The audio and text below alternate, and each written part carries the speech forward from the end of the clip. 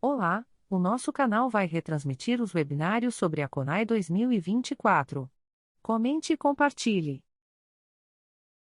Eu sou Luiz, sou um homem branco, já com 76 anos de idade, os cabelos completamente esbranquecidos. Hoje estou com uma camisa lilás, um pouco clara. Estou num pequeno escritório da minha casa. Hoje estou em São Paulo e não em Brasília. Eu uso óculos. Tenho atrás de mim um banner que tem somente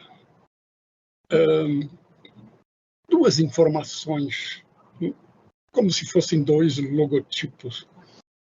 É do MEC e é das nossas conferências nacionais de educação, municipais, estaduais, distrital e nacional, que estão em realização.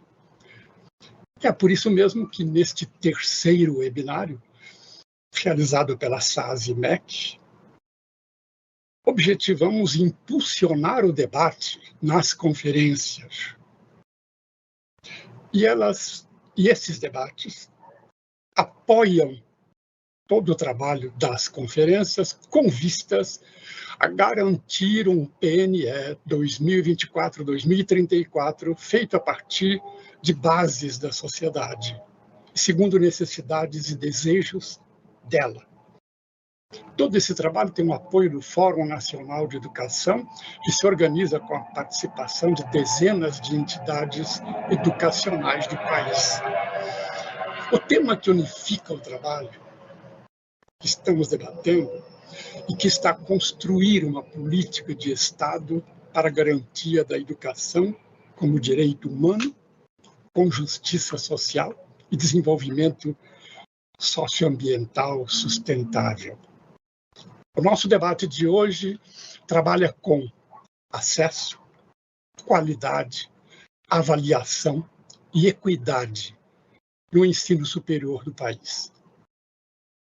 Porta dois problemas. As muitas críticas sistematizadas aos níveis e etapas da educação brasileira também têm força plena quando se trata da educação superior. Incidem sobre acesso, qualidade, avaliação e equidade. Exige-se, pois, nova abordagem e até novas abordagens e novas políticas. Pergunta-se quais seriam elas e como é que nós podemos dar avanços. Ou seja, pensamos na presença do tema dentro do PNE. Aliás, está sendo preparado para estar no PNE pelos grupos de análise.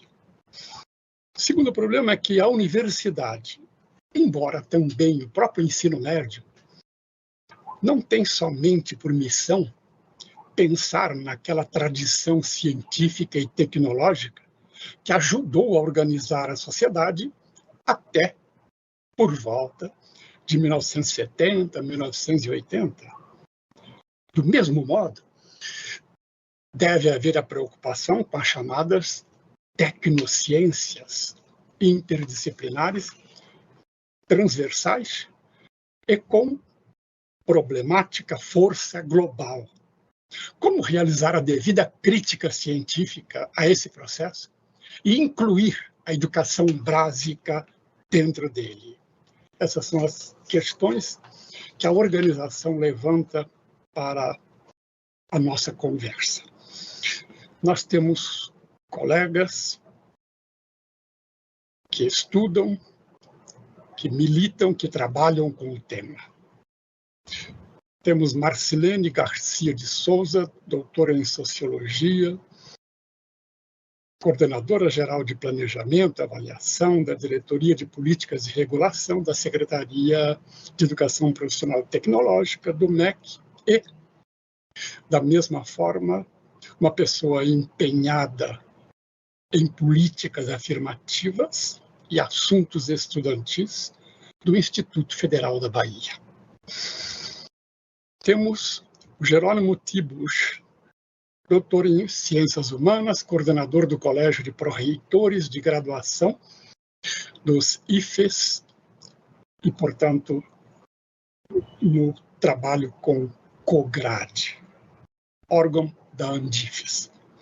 E temos Jackson Raimundo, doutor em Letras, coordenador-geral de Articulação Institucional da Secretaria de Educação Superior, SESU-MEC.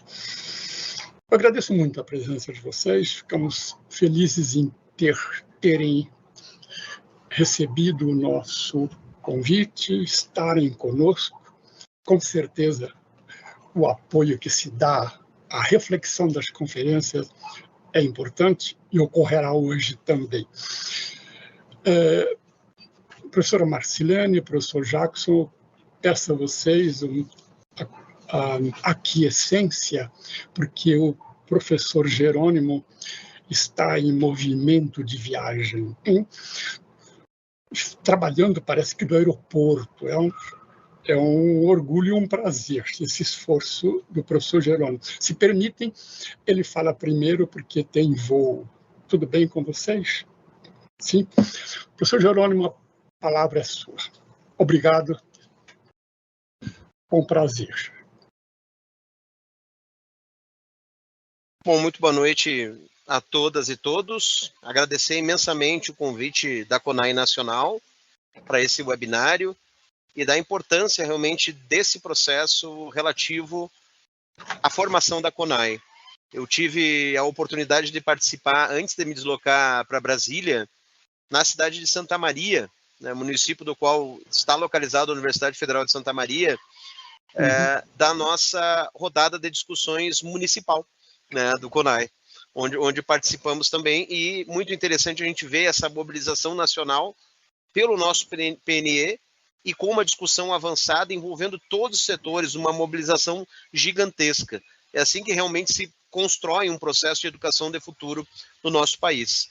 Mas a temática que nos cabe hoje é justamente o acesso e as relações indissociáveis do acesso e da permanência relacionada à educação no Brasil, e o nosso lugar de fala é mais especificamente a educação superior, do qual eu represento aqui o Colégio de Pró-Reitores de Graduação, o COGRAD, que está vinculado à Andifes. Nesse sentido, alguns detalhes sobre os últimos acontecimentos e como a gente tem discutido. Por exemplo, eu acho que a palavra-chave é vigilância, né? Independente da nossa alternância e a nossa troca em relação aos governos, é necessário tratar a educação como política de Estado. E aí essa vigilância ela é constante em vários aspectos. Um dos primeiros aspectos que toca todos os níveis e modalidades de educação é a formação inicial e continuada de professores. E nesse sentido há uma mobilização nacional muito forte em relação à revogação da Resolução 02 de 2019.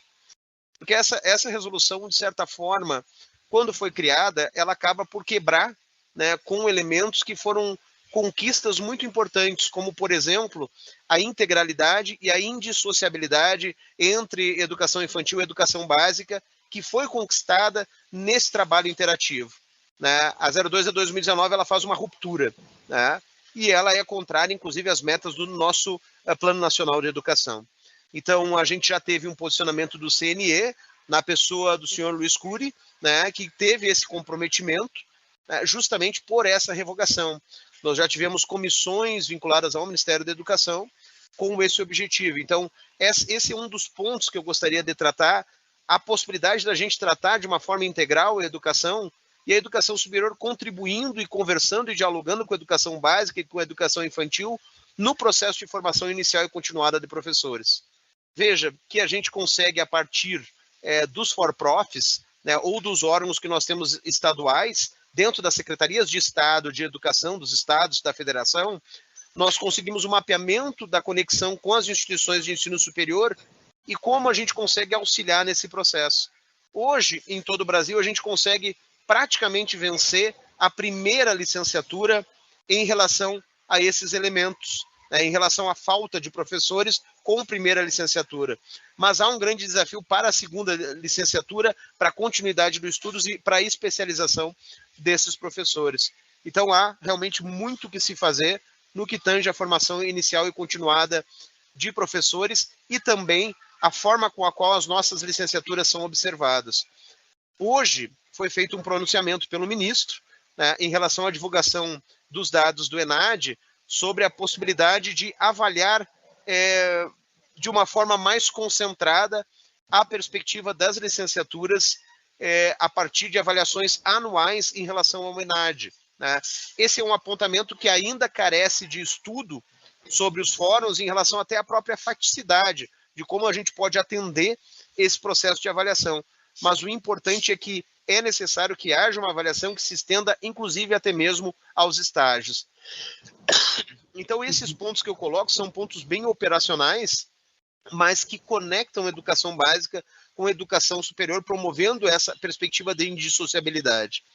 Um outro aspecto importante é a valorização da permanência, principalmente, no nosso caso, nas instituições federais, essa permanência é garantida pelo PNAES. O PNAES também está sofrendo uma proposta de reestruturação.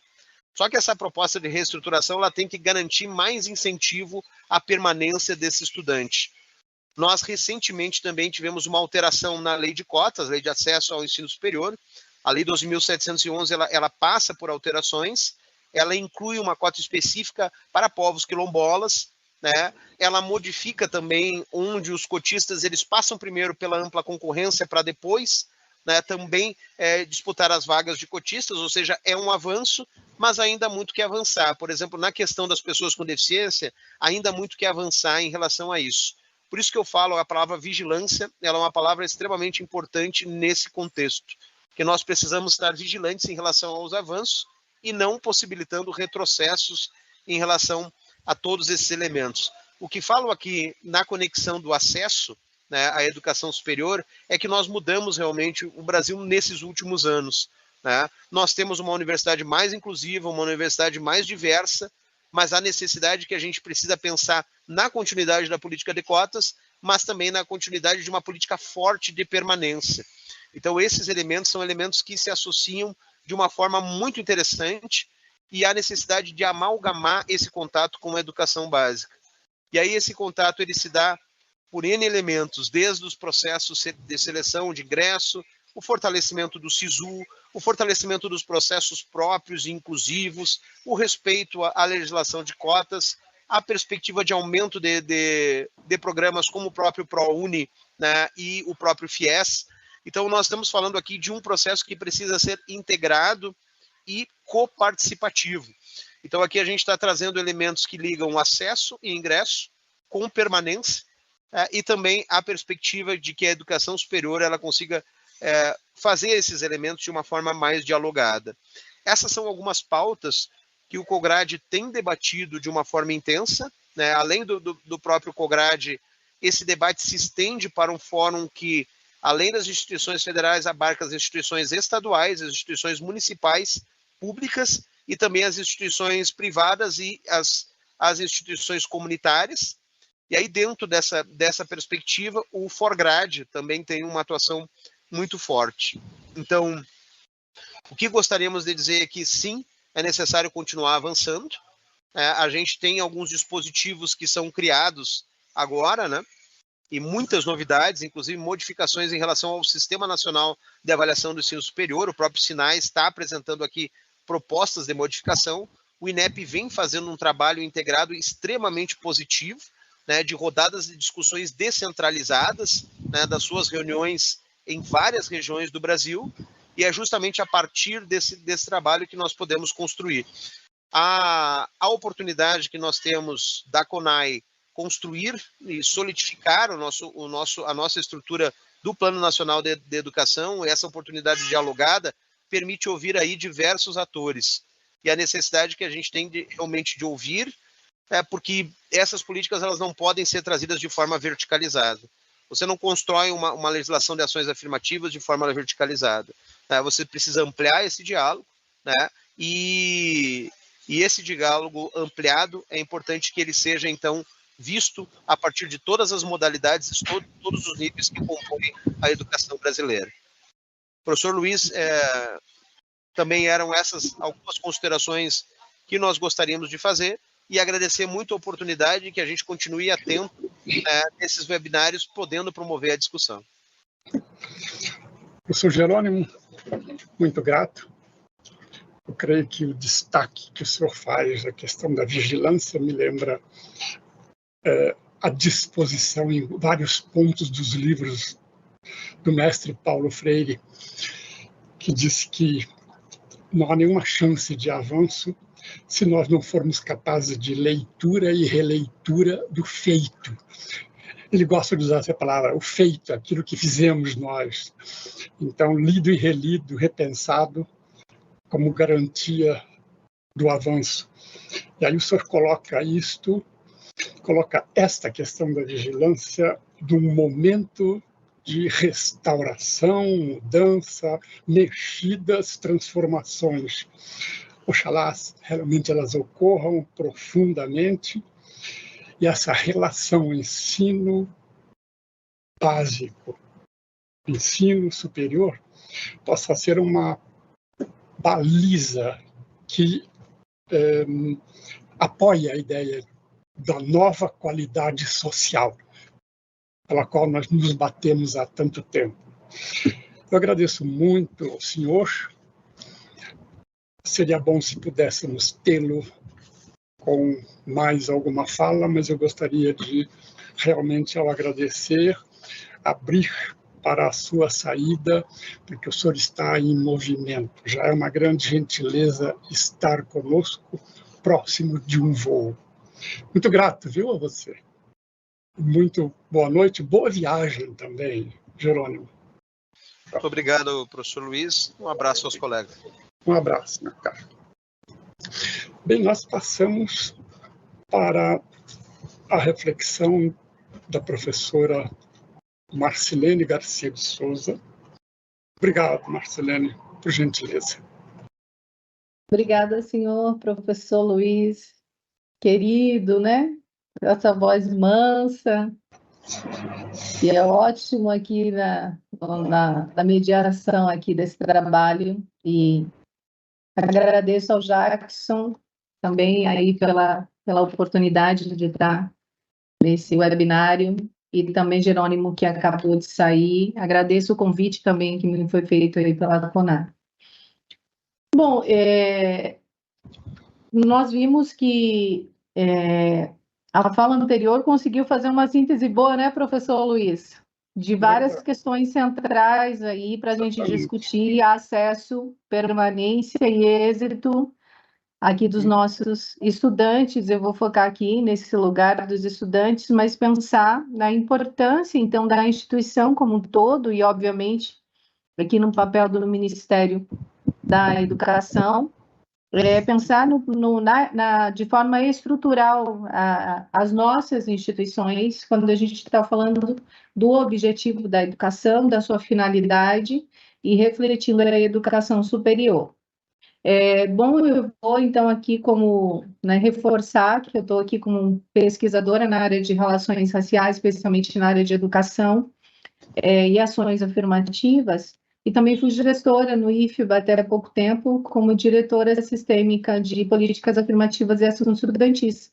Então, também queria um pouco refletir sobre esse meu lugar, que uma vez já fui aluna e também professora de licenciaturas, de turmas de licenciaturas, e também como gestora, né?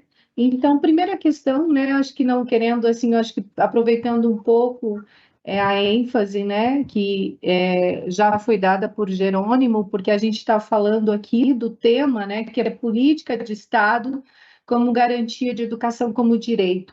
Então, eu queria, né, refletir mesmo, né, sobre essa centralidade do Estado na formulação de políticas, e por isso nós estamos aqui, né, formulando, consolidando políticas que tenham efetividade e que sejam aqui, entre aspas, porta-vozes da sociedade, especialmente dando uma dimensão da importância dos movimentos sociais no impulsionamento de um perfil de alargamento, que eu estou chamando aqui de alargamento da democracia, o destaque à educação no país, a importância da educação no enfrentamento às desigualdades, e aí eu queria começar a falar um pouco também a partir dessa ideia aí de desigualdade, porque a gente está refletindo num país que nós estamos numa conjuntura melhor e favorável do enfrentamento às desigualdades, do enfrentamento à pobreza, à miséria, do fortalecimento das políticas, né, que enfrentam as desigualdades, especialmente quando a gente pensa nos grupos mais vulnerabilizados.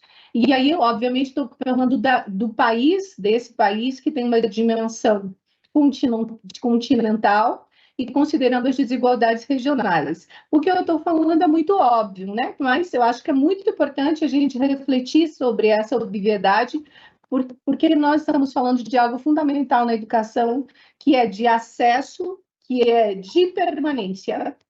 Eu falaria se a gente está falando de equidade. E a gente tem que falar dos egressos, porque depois que as pessoas saem da educação superior, qual é a realidade? Qual é a sociedade? Qual a expectativa de inserção no mundo do trabalho? Que sociedade espera para esse cidadão, né?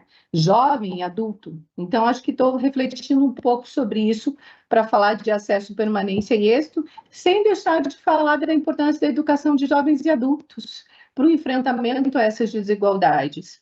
Mas a educação superior no Brasil ainda é um espaço muito privilegiado, não obstante a aprovação das políticas de ações afirmativas, desde o início, né, dos anos 2000, a partir de 2001, com a Conferência de Durban, e nós tivemos aí um ganho muito importante, mencionado pelo movimento negro brasileiro, que foi da aprovação da Lei 12.711 de 2012. Eu queria dar a centralidade, então, sobre as políticas de ações afirmativas, porque pesquiso o tema, mas porque não consigo pensar diferente, na medida em que dos feitos mais importantes e revolucionários para mim, como pesquisadora na história das universidades brasileiras, foram a aprovação das políticas de ações afirmativas por meio de reservas fixadas para grupos que padeceram de injustiças históricas. Portanto, a gente está falando do conceito de ação afirmativa.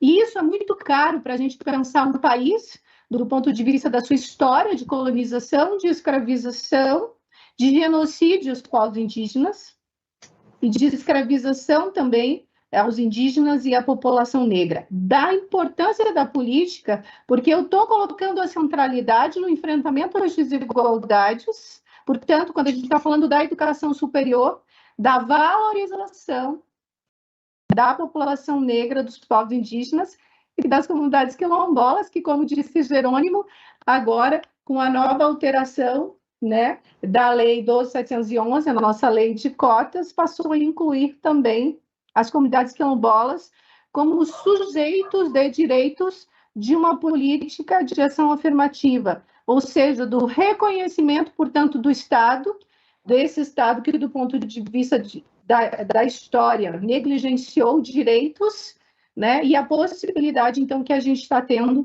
de reconhecer que aos desiguais tratamos desigualmente. Mas, mais do que isso, refletir sobre essa universidade, né, já que isso agora é plural, né, essa universidade que tem a cara do Brasil, é refletir sobre permanência, que Jerônimo também já falou disso. Nós temos desafios do acesso, mas nós temos desafios numéricos na permanência, que o impulsionamento, portanto, das políticas de enfrentamento às desigualdades, de forma geral, elas vão contribuindo mais para a permanência dos nossos estudantes, mas de pensar a estrutura e a função dessas universidades federais, mas também os institutos, Cefetes, as escolas técnicas vinculadas aqui, porque eu estou na CETEC, para a gente pensar dessa dimensão da rede federal também, que é muito importante e potente, porque são mais de 650 campi que nós temos no Brasil, e a nossa juventude está lá nessas escolas que são de excelência, escolas técnicas, com laboratórios fantásticos, oferecendo para a classe trabalhadora, para pobres, negros, quilombolas, indígenas, o que a gente pode ter de melhor de educação. Mas a tradução desse melhor em educação não pode ser somente em bolsas, que são deveras importantes, né? Que a gente sabe. As bolsas de estudos, de PIBIC, de pesquisa, de extensão e impulsionamento dessa temática dentro da instituição. Eu também estou colocando aqui a centralidade no debate sobre a permanência, que é refletir sobre a qualidade de permanência, que tem a ver, que também Jerônimo já falou, que é a formação dos professores e professoras. A formação dos servidores que atuam também, né, dentro da instituição, que são os nossos técnicos educacionais, a formação dos nossos estudantes, a contraposição também às teorias, da forma como a educação superior na história do Brasil sempre lidou do ponto de vista dos seus conteúdos, e aí que é sempre eurocêntricas, com autores homens brancos, todo mundo já sabe dessa história, mas a gente tem que lembrar que a gente precisa produzir teorias decoloniais, né, que nós precisamos acessar outra forma de conhecimento, inclusive com o avanço da tecnologia, como o professor colocou de tema-problema, para a gente refletir sobre os avanços tecnológicos. E como é que nessa sociedade que é tão desigual, refletindo o Brasil como um dos países mais desiguais do mundo, a gente sabe quem são os mais desiguais. E não é recorte falar de negros no Brasil, se é a maioria da população que são os mais desiguais na ágora da democracia, aqui para fazer, para a gente parafrasear, né? Então, eu estou falando da centralidade do enfrentamento ao racismo, que tem sido também, né, uma postura, né, de colocar essa centralidade aí do governo Lula e também aqui no Ministério da Educação, com a retorno com glória, né, da SECADI, a nossa secretaria aí de inclusão e diversidade, que está trazendo, que está pautando, que está lembrando que nós não podemos caminhar olhando os nossos estudantes de forma universal. Ao contrário, a gente está falando da valorização das diferenças, mas para a gente refletir sobre equidade não é, professor Luiz. Nós precisamos tratar de forma diferenciada os desiguais, o reconhecimento, as singularidades e as especificidades que fazem, né, com que os nossos estudantes, que são indígenas, que são de vários povos, tenham mais possibilidade de permanência, assim como das comunidades quilombolas, que agora terão uma reserva fixada, assim como da população negra, né? Estou falando, acho que, de justiça social, portanto, a gente está falando de justiça distributiva, que é justamente orientada por essa ideia de critério de igualdade, né? Então, o reconhecimento e a valorização aqui das identidades. Não sei quanto tempo, eu tenho um professor que fiquei um pouco empolgada aqui. Não sei quanto tempo, ainda tenho? Mais uns 13 minutos. Mas queria, então, nesse debate, que é refletir sobre permanência, que é pensar a qualidade dessa permanência, né? Que os nossos estudantes negros, indígenas, quilombolas, pessoas com deficiência, população LGBTQI a mais, não podem se sentir suportados dentro da instituição, né? Então, esses grupos que historicamente padeceram de injustiças históricas merecem, né, do ponto de vista da valorização da diversidade, e a valorização da diversidade não se traduz em balaio de gatos, ao contrário, que é evidenciar e valorizar, né, esses grupos aí, que historicamente são discriminados e afetados por discriminação. E por mais que pareça que a solução, né, desses grandes desafios sejam simples, eles são complexos, porque isso implica em mudanças de mentalidade, isso implica em mudanças culturais, isso implica também em algo que é muito importante dentro das instituições, que é maior participação de pessoas negras, indígenas, quilombolas, pessoas com deficiência, nos espaços de poder dentro das nossas instituições e nas instituições que têm possibilidade de impactar a educação no país, né? A participação, por exemplo, na política também, né? Eu estou falando de forma direta nos partidos políticos, como que também esses grupos que padecem de injustiças históricas também têm desafios na participação das estruturas de poder e que isso também vão de uma certa forma, mantendo, né? Que a gente vai mantendo a manutenção do status quo e de um estado de coisas que vai colocando, por exemplo, esse debate que é muito central como um recorte, como num lugar dentro dos desafios da educação superior no Brasil. Nós sabemos dos desafios também da permanência dos jovens na educação superior, né, em relação às desigualdades socioeconômicas, mas também os desafios da inserção no mundo do trabalho posteriormente à conclusão. E também refletir sobre a EAD, que acho que a gente não podia falar, né? O professor Jerônimo já falou aí do ProUni, mas também de o avanço da educação à distância e como que muitos dos nossos jovens e adultos mais vulnerabilizados socialmente estão acessando essa forma de educação e que é necessário, sim, de que as políticas avancem no sentido de valorização, mas de maior efetividade e qualidade dessa educação para esse público, que é o que mais precisa, que tem desafios sociais e econômicos, que estão em territórios longínquos, que estão mais negligenciados do ponto de vista do acesso a uma educação de qualidade, né? E também a políticas públicas mais efetivas. Então, acho que é só para a gente não deixar também de falar da importância, seja do ProUni, mas também da educação à distância no país. Obrigada. Marcelino, muito obrigado. Na medida em que você acrescentou de modo muito adequado a questão o referencial da permanência, você criou conexões entre a permanência e o acesso, a permanência e a qualidade, a permanência e a avaliação e a permanência e a equidade. Isto é, a permanência que é o lugar onde não se deixou que as pessoas ficassem como elementos do direito na história brasileira, se tratava de excluir. Então, é a não permanência, é o afastamento, é o deslocamento dos lugares. Portanto, se tratava de não permanecer, especialmente nos lugares onde haveria necessidade de um direito de estar. É o não estar, é o ficar longe, né? Ficar invisível. De modo que, ao tratar da permanência, você ajuda enormemente. Eu queria até dizer que os temas que as CONAIs precisarão debater foram levantados por você, por outros colegas.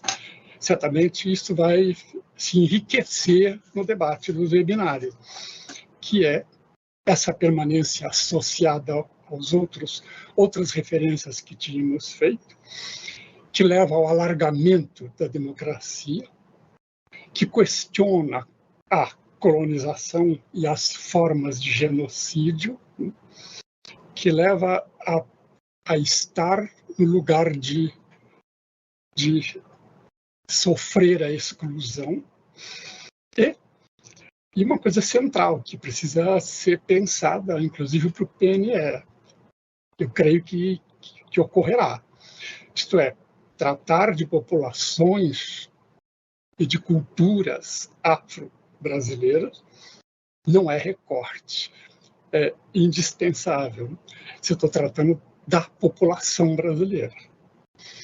De modo que aquilo que também já está sublinhado para ser trabalhado, tanto no PNE quanto no SNE, que está também em debate, é que cria-se uma totalidade harmônica em que os excluídos, por exemplo, a educação indígena, a educação quilombola, a educação do campo, as formas de educação especiais de inclusão e de respeito, elas todas passam a ser indispensáveis no PNE e no SNE, que o SNE ajuda no processo articulatório que o PNE faz de maneira mais cotidiana durante 10 anos. De modo que essas conexões são apoiadas pela sua reflexão e certamente serão debates das nossas conferências. Muito grato a você. E eu passo ao professor Jackson Raimundo com agradecimento por estar conosco. Por gentileza, a palavra é sua. Professor Luiz Alves, boa noite. Sempre um prazer ouvi-lo. A gente tem participado de muitas reuniões do GT que está trabalhando no novo Plano Nacional de Educação. Estão me ouvindo bem? Sim? Boa noite, professora Marcelene. É um prazer também estar com você. Aos nossos intérpretes de Libras, que fazem esse trabalho tão importante de comunicação e de valorização também dessa profissão tão importante, né, que as nossas universidades, os nossos institutos têm cada vez desenvolvido com mais atenção. E quero dizer aqui da minha felicidade, né, eu cumprimentar também o professor Jerônimo, que esteve conosco até pouco tempo, quero dizer da minha felicidade de estar nesse debate, neste Ministério da Educação de um país que tem no seu DNA, pós-ditadura militar, com a redemocratização, tem no seu DNA uma Constituição que é cidadã e que traz a democracia como um valor inalienável, em especial quando se fala de educação. Se a gente olhar lá para a Constituição Federal, para os artigos que tratam da educação, a gente vai ver ali uma forte presença, uma indissociabilidade entre educação e democracia. Então, sob os marcos da democracia, que a educação brasileira se reconstrói pós as 2 décadas de ditadura militar, isso não é pouco, isso não é banal, porque mesmo alguns países que são extremamente avançados e relevantes quando se trata de educação, não têm a democracia como um valor tão intrínseco. Essa democracia é aprofundada anos depois na LDB, que coloca lá diversos instrumentos, dispositivos para afirmar a gestão democrática, tanto de escolas quanto de universidades, e essa democracia o tempo todo está sendo, sim, trabalhada e necessita, sim, ser defendida. Nós tivemos há pouco tempo, falando um pouco de educação superior, faz umas 2 semanas, por exemplo, o Congresso Nacional, a Câmara dos Deputados, aliás, na sua Comissão de Educação, teve uma aprovação muito importante, que foi de um projeto de lei que põe fim à lista tríplice e que faz com que o reitor eleito nas universidades federais seja o reitor nomeado, com apoio deste Ministério da Educação, por meio de pareceres, por meio de um posicionamento oficial entregue ao relator do substitutivo desse projeto de lei, deputado Patrus Ananias. Então, cito só esse exemplo só para dizer e reafirmar essa importância que tem esse binômio educação e democracia como símbolos daquilo que a gente considera fundamental para o Brasil.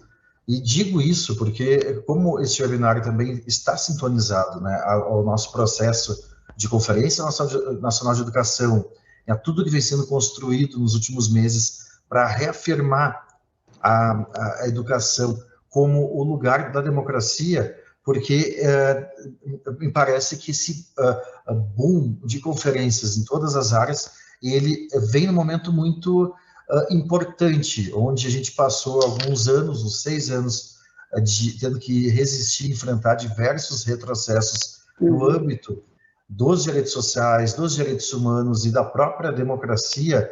Então, a gente tem, neste primeiro ano do novo governo do presidente Lula, né, uma série de conferências de retomada de colegiados, de fóruns que estavam, né, ou desmantelados ou simplesmente tinham sido deixados de lado ao longo dos últimos anos. Então, essa retomada ela é fundamental. Quero citar aqui também, daí falando de um outro âmbito muito importante da educação brasileira, falar da questão do financiamento. Eu sei que o público que nos assiste aqui, ele é de pessoas que provavelmente já acompanham bastante as políticas educacionais e tudo mais, mas vale citar, vale destacar que a gente tem, no âmbito do financiamento da educação, há conquistas que são importantíssimas, como o Fundeb, como o FIES, como o ProUni, além de orçamentos próprios para as universidades e para os institutos federais, que fazem com que a gente tenha um custeio, tenha investimento, tenha política de assistência estudantil disseminada por todo o país e sendo executada dentro do âmbito da própria autonomia administrativa financeira das universidades e dos institutos. Então, essa autonomia é outro valor que eu considero extremamente importante quando a gente fala da universidade brasileira e também dos institutos federais. É importante a gente destacar que o Brasil, ele tem um modelo de desenvolvimento que está lá na Constituição, mas que governos progressistas, como o do presidente Lula, reforçam muito mais esse caráter, que é de modelo de desenvolvimento que traz junto a inclusão social, a valorização de toda a diversidade existente na sociedade brasileira, que é um desenvolvimento sustentável, né, que não tem na contradição sustentabilidade, o meio ambiente e progresso econômico, crescimento econômico, né, ele trata de as duas dimensões andarem juntas, e é um desenvolvimento também que alia democracia. O Brasil, que recentemente então assume a presença do G20, traz também essa diferenciação muito importante, né, porque é um país que hoje é uma das maiores economias do mundo, né, em vários setores ainda, é um país de desenvolvimento, mas um desenvolvimento aliado à democracia, um desenvolvimento que é sustentável, ou que busca ser sustentável. Sabemos que nessa área os desafios são imensos, e que também busca promover a inclusão social e o combate às desigualdades de todos os tipos. Quero dizer também o seguinte, que a luta pelo direito à educação no Brasil, ela sempre andou junto da luta pela democracia. É uma luta libertária e libertadora, é uma luta muito generosa, né, que tanto pelos movimentos sociais que lutaram pela educação, quanto por comunidades pelo país todo que buscaram, muitas vezes, na ausência do Estado, uma auto-organização para fazer o direito à educação ser exercido plenamente, e muitas foram as formas que o povo brasileiro encontrou ao longo da sua história para fazer com que o direito à educação fosse de fato exercido. A gente tem atrasos educacionais imensos, desde a alfabetização até a pós-graduação, mas foi essa luta pela educação e foi também a afirmação de governos muito positivos e progressistas no campo educacional que fizeram com que a gente tivesse, né, diversos avanços ao longo das últimas décadas. Quero dizer também para vocês que, no caso da educação superior, a transformação ocorrida, ela se deu tanto com a expansão das federais, mas também com a ampliação das bolsas, do financiamento estudantil e também da política de cotas, que foi aqui falado anteriormente, né, pelos colegas Marcelene e Jerônimo, que teve recentemente também uma ampliação por parte do legislativo em relação ao seu escopo. Tudo isso faz com que a universidade se democratize ainda mais, amplie o acesso, principalmente dos filhos da classe trabalhadora, às suas classes, ao seu ambiente, que muitas vezes foi um ambiente elitizado e que em alguns casos ainda segue sendo, né? A gente tem que trabalhar muito para superar essas desigualdades. Tem muitos e muitos dados, antes vendo aqui, fazer uma preparação para essa nossa conversa, eu fui buscar alguns dados, poderia falar muitas coisas, eu separei aqui três ou quatro, que eu quero citar para vocês. Um, que fala do número de matrículas em cursos de graduação lá no ano, desde 1980, mas eu vou pegar 1980, o primeiro ano desse levantamento. A gente tinha 1.377.000 pessoas matriculadas em cursos de graduação. A gente tinha em 2002, 22 anos depois, então, o número de 3,5 milhões, arredondando, de estudantes matriculados. E no ano de 2022, o último desse levantamento feito, a gente tem 9,5 milhões, praticamente, então, um aumento bastante expressivo, né, em 20 anos, e que se dá dessas diferentes formas, tanto na rede pública, por uma expansão das instituições, especialmente as federais, numa democratização desse acesso, e nas privadas também, com uma forte participação, seja das políticas de financiamento estudantil do FIES, seja das bolsas do ProUni, que fizeram também com que a gente tivesse, então, esse crescimento.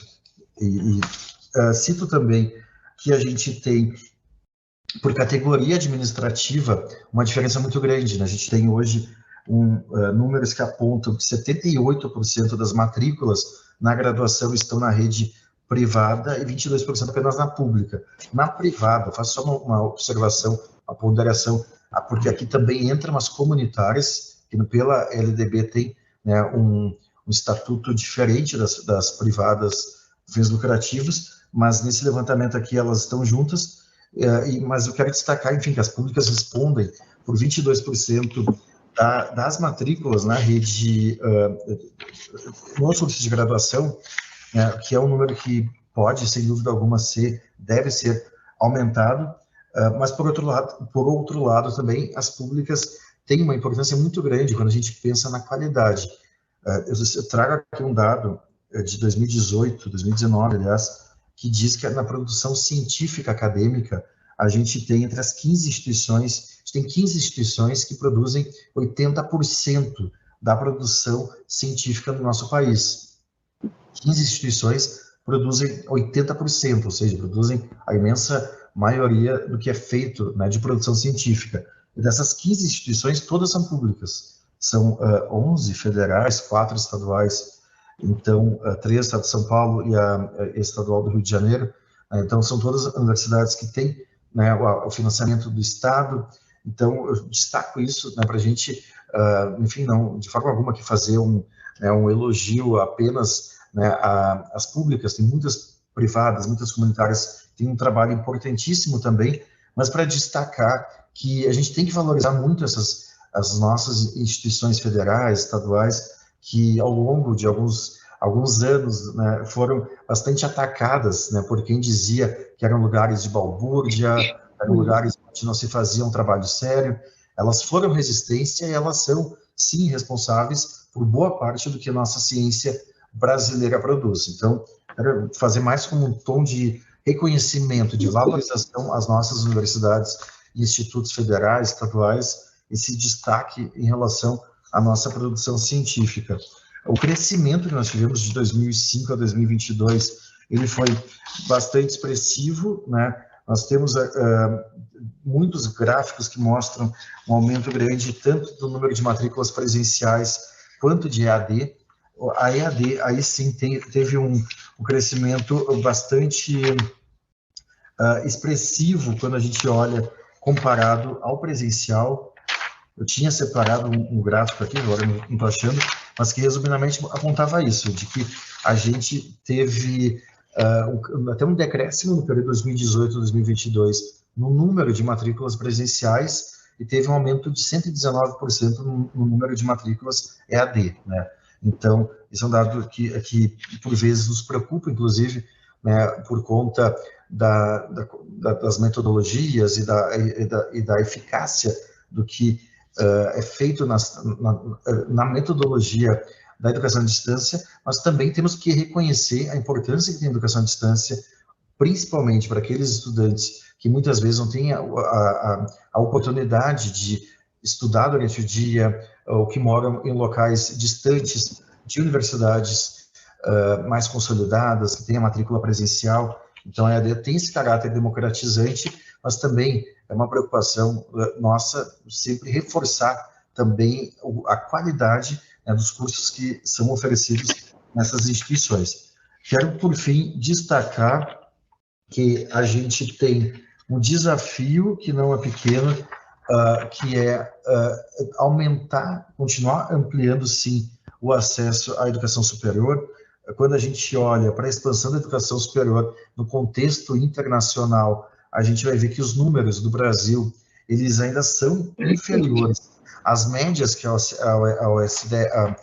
OCDE tem como metas recomendáveis para os países como o Brasil, né, países em desenvolvimento, estão muito abaixo, inclusive, de alguns países que têm situação semelhante, mas enfim, a gente está no caminho, que é o caminho de crescimento, né, muito por conta, como eu falei antes, dessa expansão que a gente foi tendo, mas que ainda está abaixo, né, daquilo que é o desejável, mostrando que há muitas oportunidades ainda, né, de nós termos políticas públicas que sigam incentivando as pessoas jovens, adultas, idosos, pessoas de todas as gerações a cursarem a educação superior.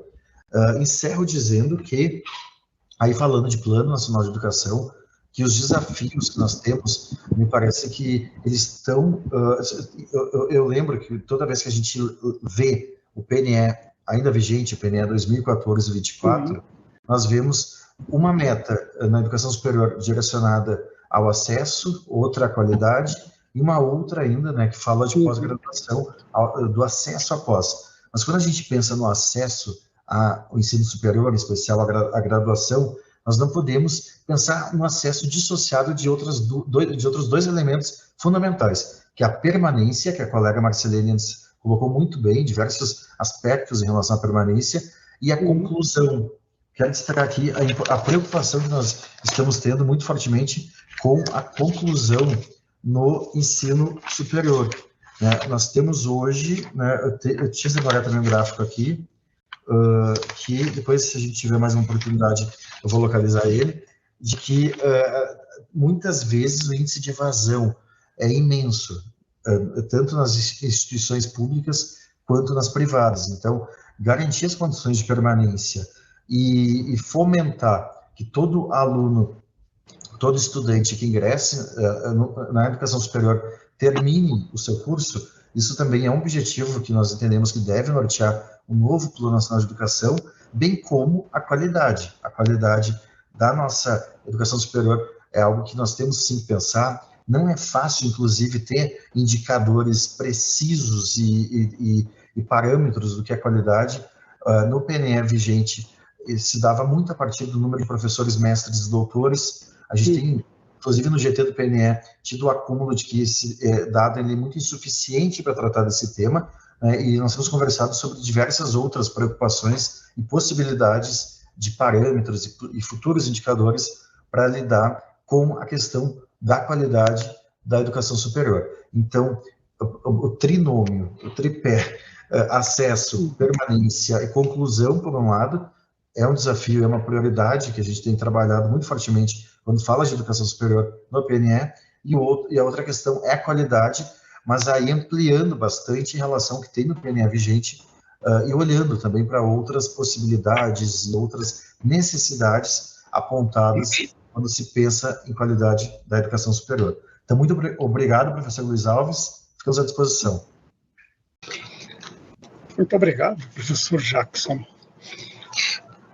Eu não tenho dúvida de que vocês três, hoje, estão a dizer para as conferências, para o debate do PNE, que, com base nesta conexão tão forte que vocês fizeram entre educação e democracia, vocês trataram de, com a riqueza do que está dentro disso, há sempre novos elementos a pensar, vocês trataram de duas grandes linhas para estimular o debate.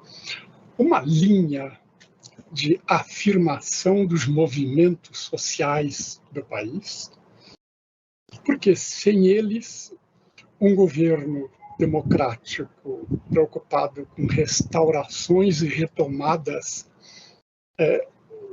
não teria muito sentido sem estar centrado nessa linha histórica que afirma lutas e movimentos. Por isso, a segunda grande linha que vocês oferecem para o debate é a linha da ação do Estado na garantia dos direitos, na abertura e no alargamento dos direitos, e também com as afirmações de políticas que se retoma, que se restaura, que se enriquece, que se amplia e que vai para frente. É isso que está acontecendo conosco, no MEC, em outros ministérios. E o meu desejo maior, né, de antigo professor e militante, é, de fato, que os debates não percam nunca a conexão entre a educação infantil, a educação fundamental, a educação de nível médio, a educação superior, e nelas, em todas essas etapas e níveis, a gente vai ter acesso, permanência, qualidade avaliada sistematicamente e pensar na equidade como elemento que pode superar tremendas desigualdades tão bem conhecidas do nosso trabalho de educadores, educadoras do país. Portanto, quero agradecer muito pela contribuição que efetivamente vocês fizeram. E é claro que nós podemos oferecer alguns minutos para que vocês possam novamente refletir e ir concluindo. Antes, eu queria agradecer as pessoas que de vários pontos do país têm interagido com o nosso webinário. É claro que a gente não está podendo citar tantas pessoas, mas com muito prazer, por exemplo, lembrar alguns nomes de gente que está em um trabalho de interação conosco, com SASE, com MEC, né, neste projeto, nesse trabalho, como os arrobas Daniela Guimarães, de Sergipe, de Janer Ribeiro, de Guajará-Mirim, né, de Rondônia, né, Alcilene Lima, de Barra Mansa, no Rio de Janeiro, João Albuquerque, de Heriutaba, cidade que eu não conhecia, cujo nome eu não conhecia, do Ceará.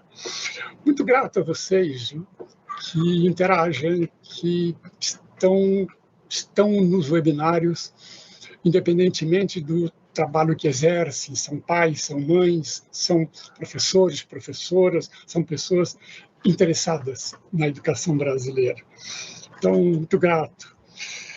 E eu volto a vocês para as considerações, se puderem, se desejarem, seria, como diria Paulo Freire, seria legal. O Paulo Freire aprendeu a palavra legal, eu estava um pouco velho, já estava com bons anos de vida, antes ele não falava nos primeiros trabalhos, mas houve uma época que ele falou assim, tá legal, tá muito legal, foi ótimo. E depois ele até escreveu algumas vezes, tá legal. Então seria legal que vocês pudessem fazer a autodescrição.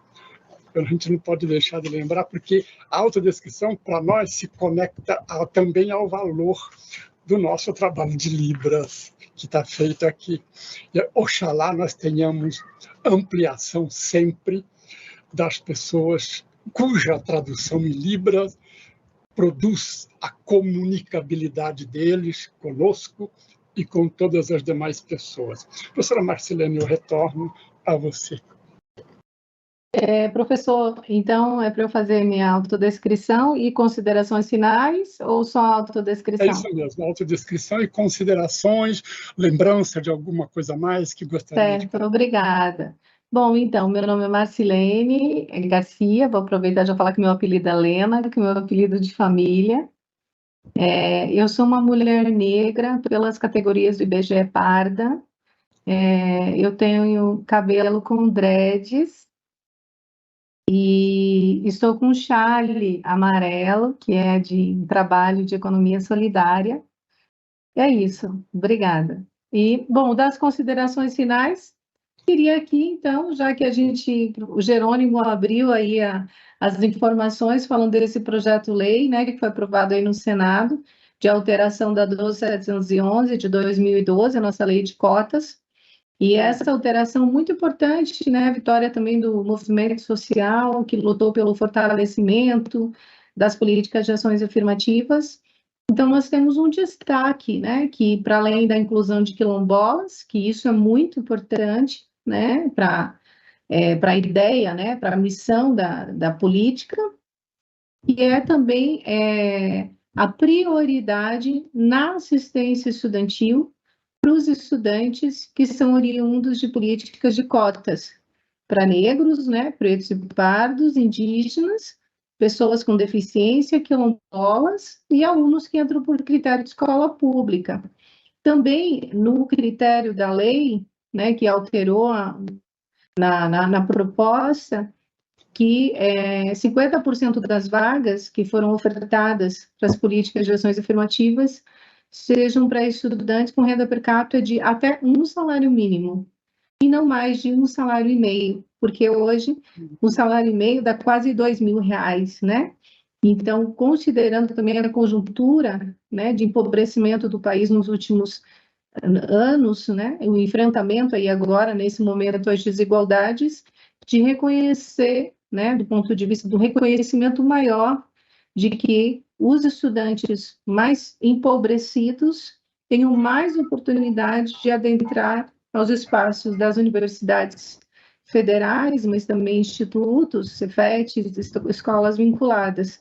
Então, um olhar atento à necessidade, não é, né, Jackson, de que nós tenhamos mais recursos, então, para assistência estudantil, porque teremos estudantes com maiores, né, em situação de vulnerabilidade. Então, as bolsas são demasiadamente importantes, mas a permanência não se traduz em bolsa, se traduz em boa formação docente e de enfrentamento às desigualdades e às discriminações no cotidiano das relações sociais. E isso, novamente, a gente vai precisar de formação docente, de técnicos, discentes e da comunidade. Então, muito obrigada pela oportunidade de estar aqui conversando com vocês. Professor Luiz Alves, um querido, que é a segunda vez, né, que estou aqui, já passa essa paz para a gente. Obrigada à nossa intérprete, que está escrito Jason, mas eu acho que você sei se é seu nome, esse é do colega. Aí, e Jackson, pela oportunidade de estar democratizando também a mesa com você, e com o Jerônimo, querido, também, que saiu. Muito obrigada. E muito axé, muito toré para nós, toré que é o axé, também, né, a força dos indígenas e dos africanos, que é isso que nos faz o Brasil ser Brasil, axé toré. Belo, muito belo. Obrigado, colega, professora Marcilene. Jackson, você. Obrigado, professor. Se o Paulo Freire falava legal, lá na minha terra, no Rio Grande do Sul, a gente vai um pouco além, a gente usa o trilegal, né? Então, o Brasil é feito de diversas expressões linguísticas, né, e culturais, então a gente tem um pouco, a gente ainda vai um pouco além do legal. Me autodescrevendo, peço desculpas, inclusive, né, por não ter feito isso antes. Eu sou homem, branco, cabelo escuro, de barba, estou aqui de blazer, enfim, um quase terno, né, sem gravata, né, blazer cinza, camisa azul. Só para encerrar mesmo, não vou entrar muito mais em conteúdo e tudo mais, mas quero reafirmar a importância do processo de conferências de educação. A gente está com muitos municípios realizando as suas conferências municipais, logo mais os estados vão estar realizando as suas estaduais, e em janeiro, lá no final do mês de janeiro, a previsão, então, né, da nossa grande Conferência Nacional de Educação, bastante voltada ao novo PNE, que é um plano decenal, e digo isso porque muitas vezes as pessoas acham aquilo que já foi conquistado, está conquistado, e não temos mais risco de retrocesso. Nem sempre é assim. As forças sociais estão sempre se movimentando, agindo, a sociedade é feita de contradições.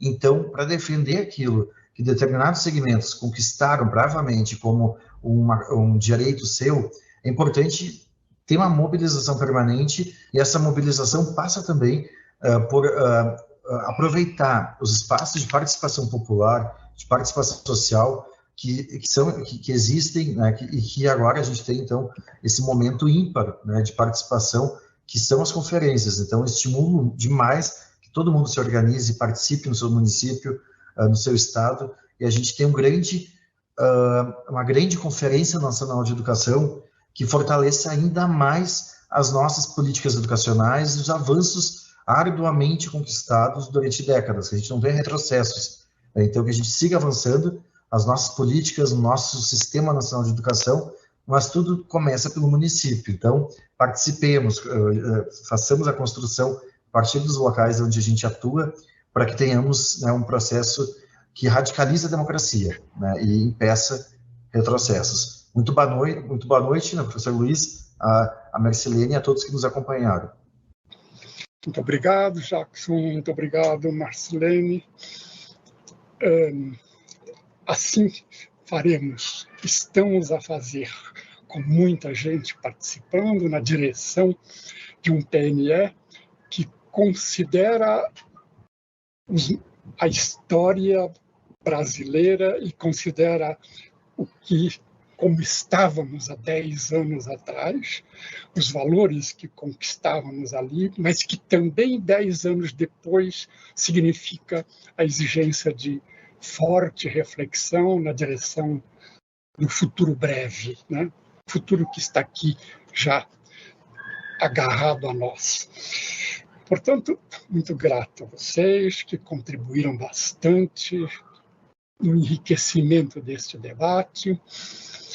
A SASIMEC agradece aos seus trabalhadores e trabalhadoras que no correr da semana dialogam, pensam, fazem reflexão técnica, tecnológica, para que a gente consiga ter um webinário legal, bom, agradável, correto.